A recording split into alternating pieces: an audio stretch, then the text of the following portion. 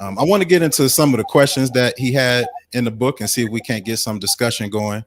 And the first question that he had in the book is, how can we address whitewashing and foster unity within our churches, our community, family? Anybody have anything they want to say about that? Yeah, I'll just say first is when you preach Christ, when you preach the gospel, that fosters past the last week during Bible study, that there is a social aspect to the gospel. But when you overemphasize um, a social reform or a social justice aspect of it, then you diminish the salvific implications of the gospel and salvation, as we see even in Acts 2 and 10 when it's offered, or was it Acts 8, when we see the African Ethiopian eunuch responding to the gospel. When we see people responding from that are outside the Jewish nation, that is what brings us together, actually speaking and preaching to Christ. We see the woman at the well, the Samaritan, even the story of the Good Samaritan. All those things are hints and tidbits that Christ gives in his life ministry of being unified in the body and being grafted into the family of God, if we would only trust in him. So ultimately, preaching Christ and preaching this Bible, the way that it was made, that was written in the context of that it was written, and actually listening and reading and studying the words of Christ and his apostles, is how we can unify. Yeah. Another point, another point of emphasis too, is that if you take the illustration that every one of us that has a job, most of the time, that job, your supervisor, your manager, is going to be a white person. And so if you have an issue with color, and you're not going to accept the Bible because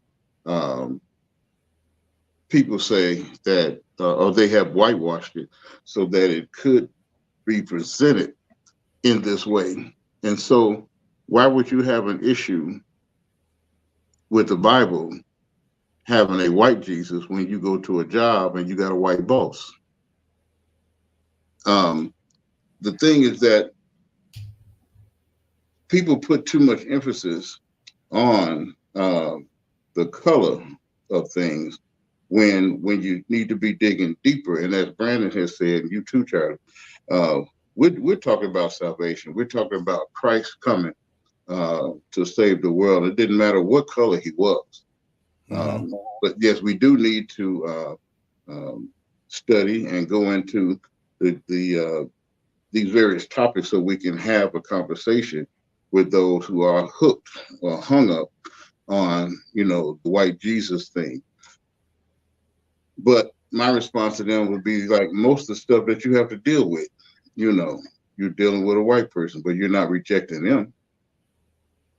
Right. They're giving you a paycheck every week. You're going to the grocery store buying food. You're not going to stop buying groceries because the grocery store owner, or company is ran by white people. So, and then, too, just to back up a little bit with, or maybe you're going to address it in further on in the studies.